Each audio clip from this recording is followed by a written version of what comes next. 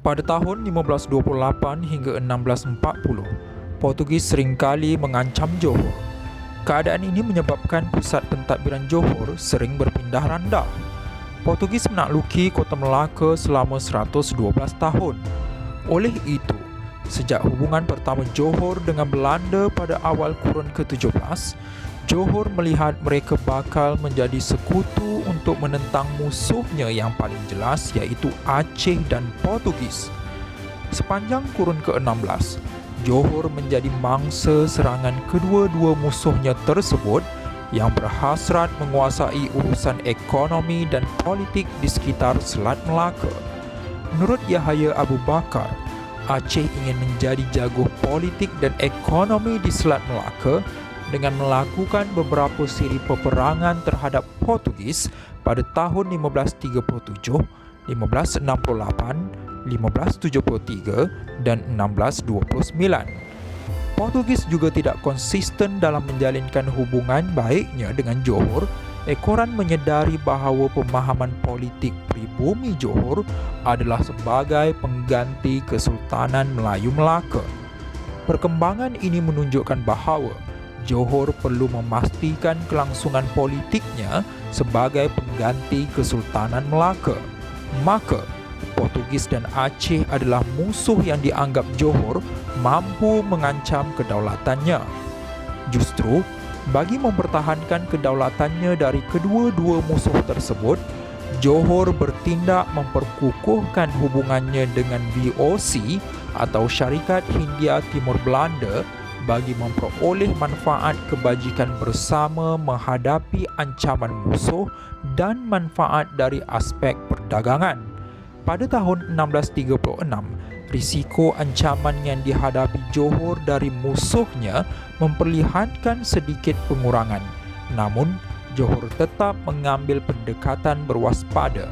Ia ekoran. Tahun tersebut menyaksikan kemangkatan Sultan Iskandar Muda, iaitu Raja Aceh yang terkenal dengan pendekatan agresif dan hubungan dinginnya dengan Johor. Pendekatan waspada Johor jelas apabila Johor bertindak menyalurkan bantuan kepada VOC untuk menyerbu kubu Portugis di Melaka.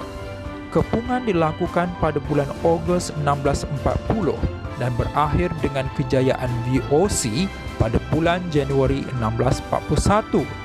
Tentera Johor ketika itu berperanan dalam membantu mengangkat alatan perang, membuat tapak meriam dan menggali kubu parit serta menaikkan semangat tentera Belanda sewaktu berhadapan dengan Portugis.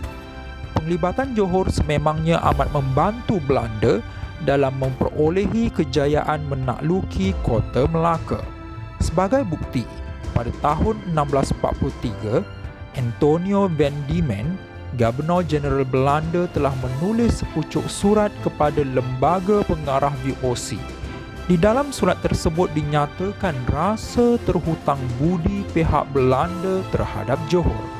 Antonio van Diemen menyatakan, "Kita hendaklah sentiasa ingat bahawa orang-orang Johor telah memberikan sumbangan yang banyak terhadap usaha menakluki Melaka.